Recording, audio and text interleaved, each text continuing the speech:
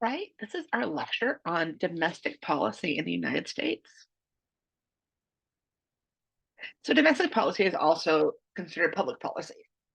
So, that is the strategy the government uses to do its job. More formally, it is a relatively stable set of government behaviors that address matters of concern to some parts of society. So, there's these purposes. In public policy, that is what the legislators do, that is what the president does. So, public policy is to guide legislative action that is more or less fixed for long periods of time. You know, is our policy going to be, excessive spending? Is it going to be sending money, whatever it is? We don't want short-term fixes or just single bills. We want to see what the big overarching policy is. We want to deal with issues of concern to some large segments of society, as opposed to something that only matters to little groups.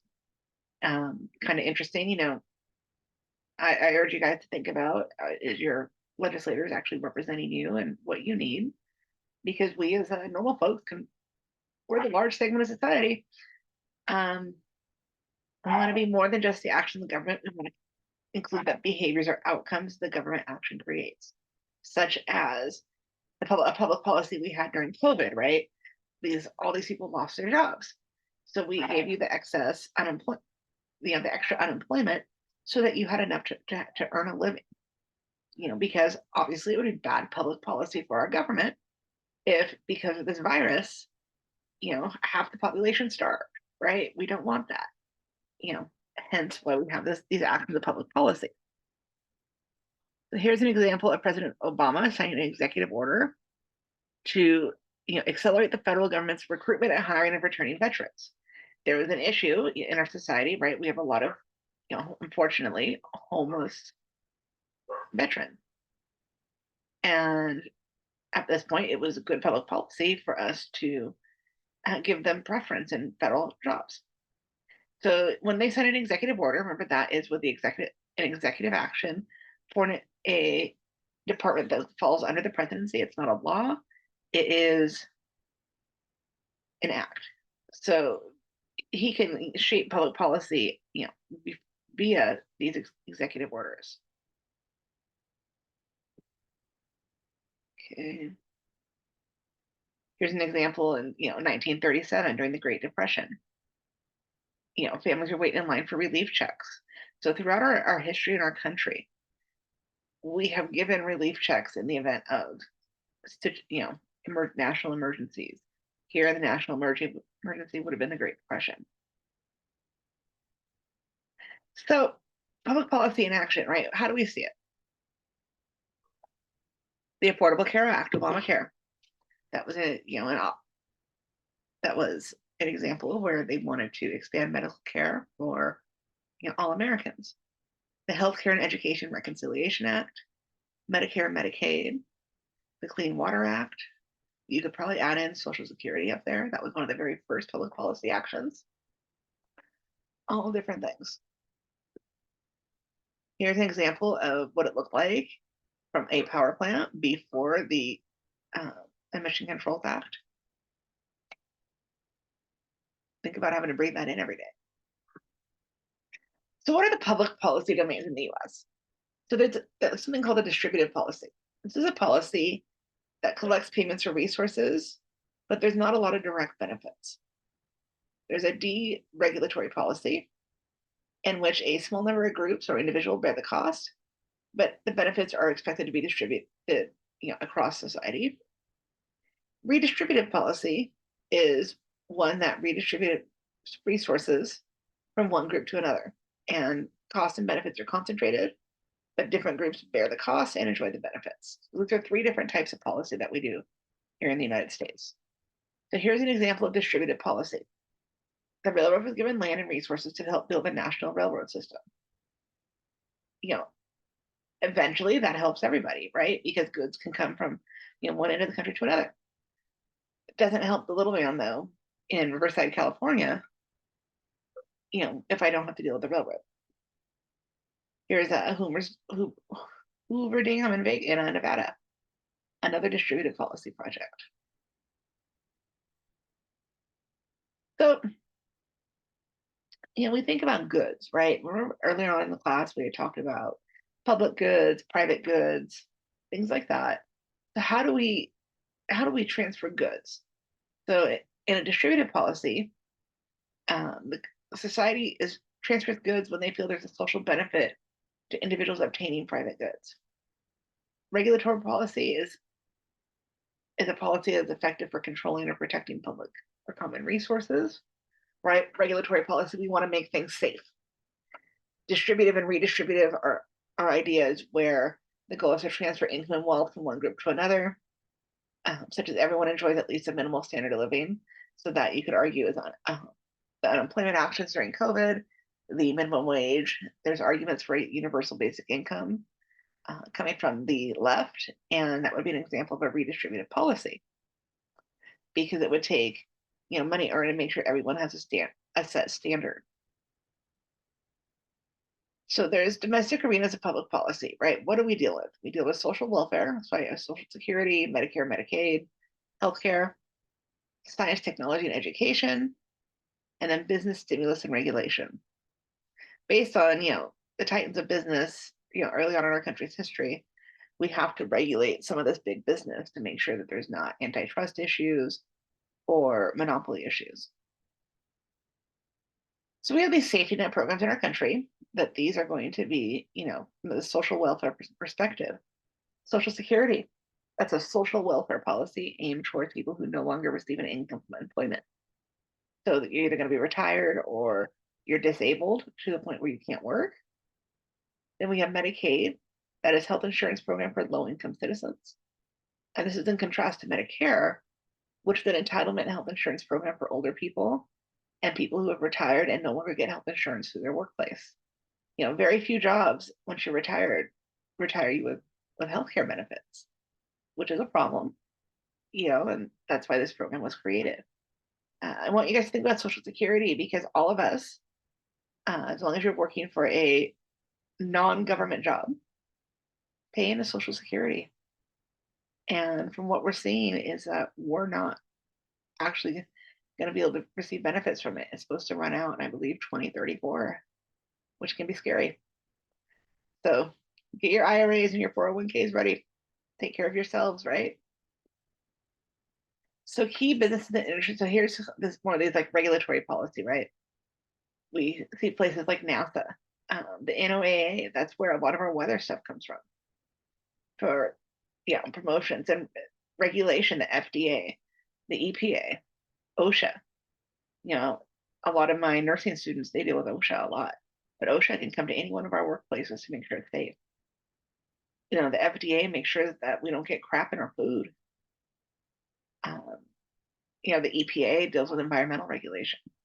So there are a lot of these organizations. These are all executive branch organizations that are important for us to keep us safe. Then we have policymakers. So we have the actual policy, then who makes the policy, right? So there are two types of policymakers. There's advocates, and these are people who feel strongly enough about something to work towards changing public policy to fix it. For example,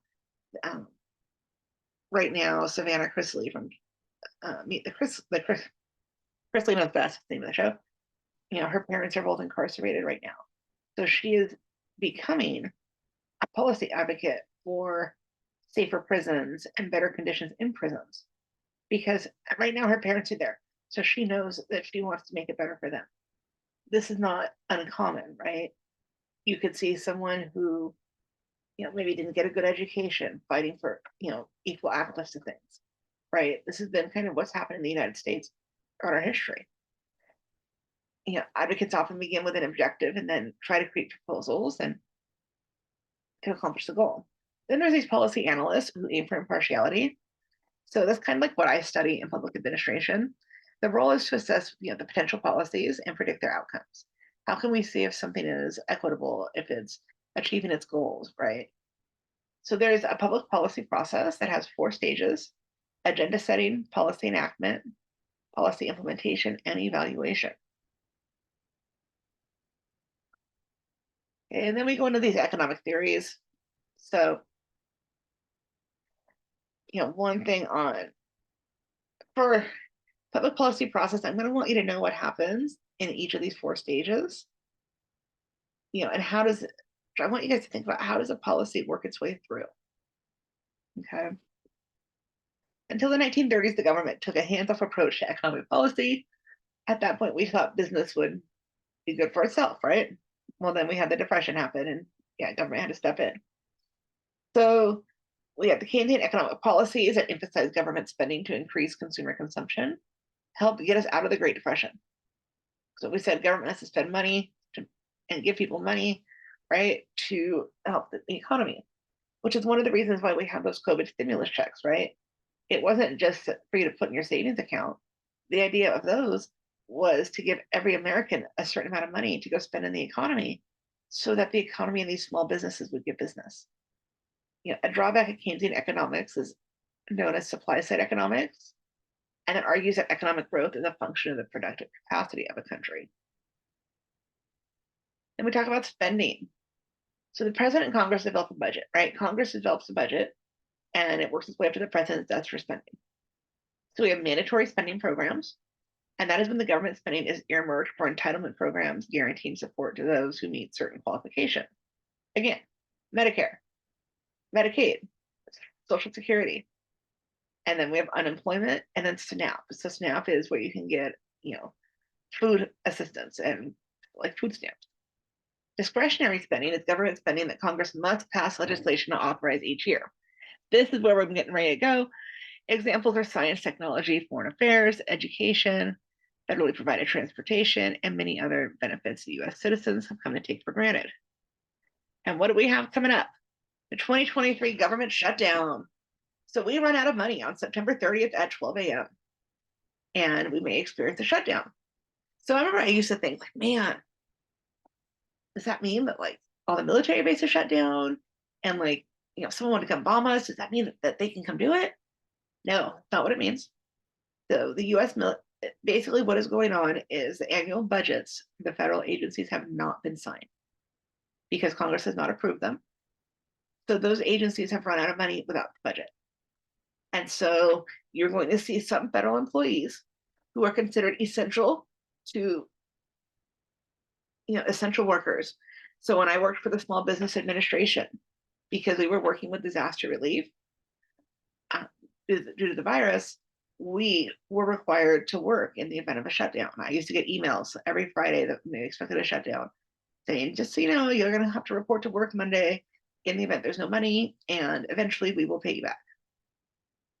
Luckily, the shutdowns only lasted maybe like 5-10 minutes. And so, that was on a weekend. We didn't have to deal with it.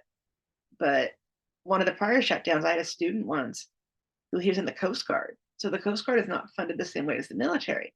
It falls under Homeland Security. That shutdown lasted 35 days. He was expected to work without pay for 35 days. And it took him 6 months to get his money back. So, just kind of think about keep an eye on this on the news. I think it's important for us to watch because you're going to see a lot of government fighting, and you're going to see a lot of people who, might need some help because federal employees are just like every one of us. So this doesn't mean that you don't have to pay any taxes. It doesn't mean, right, the IRS doesn't stop. Sadly, if it were to, go up until, April, right, or we were shut down around April, you'd still be required to pay your taxes. They just wouldn't send you your refund. That doesn't happen during a shutdown. Student loans still got to be paid October 1st, so those go through private contractors and not the government. You're not going to be able to go into Social Security offices. Things like that is what the shutdowns will affect. So here's again, going back to that public policy platform, you have agenda, enactment, implementation, and evaluation. Here are the questions for you to ask. Do we identify a problem and solution, approve acting on the solution, implement the solution, and assess effectiveness of policy to address the problem? You guys will get an example of a chance to do that in your final paper. So tax policy, one thing that's true in life is that there's death in taxes, right? So a common way, how does the government get its money? It gets its money through taxes. If you guys don't know, public safety, at least on the local level, is funded by property taxes. So, during 2008, in that economic crisis, I remember the county had a hard time funding like the district attorney's office and the sheriff's department because there were so many houses under foreclosure and those taxes were not being paid. So there's generally two types of tax systems: a progressive tax system. As you earn more money, you pay more taxes. So, what we have here, the regressive tax system, and that lowers the overall rate as individuals make more money. So that doesn't mean the wealthy pay less taxes. What it means is that the spread of their income that they pay in taxes will be lower. But you have to also think, one thing we don't think about taxes, right, is when we go to the store, we pay sales tax. When you register your vehicle with the DMV, there's a tax on that. You have your taxes taken out of your paycheck, right? If you own property, you pay taxes there. If you earn more than a certain amount, job as a job, you pay taxes there, even if it's under the table, right? If you declare it. So we're paying taxes at all these different places. We pay taxes to the feds, to the states. There's some municipalities where you have to pay, your county taxes too. Lots of taxes. Then we have these people called the Fed, the Federal Reserve.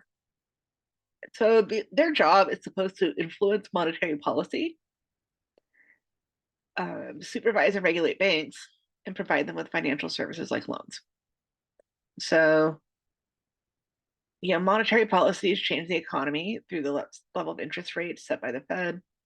The last year, they've raised interest rates many times.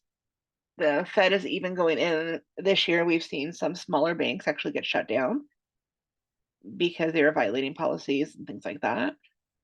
So I wouldn't be surprised with the way the economy is to see more of this coming. And this is Alan Greenspan, who he was once the chair of the Fed. And then this is Janet Yellen. She is our current chair. Oh, I'm sorry. Jerome Powell currently, Yellen was before that. But these are the people in charge of that. And that's domestic policy.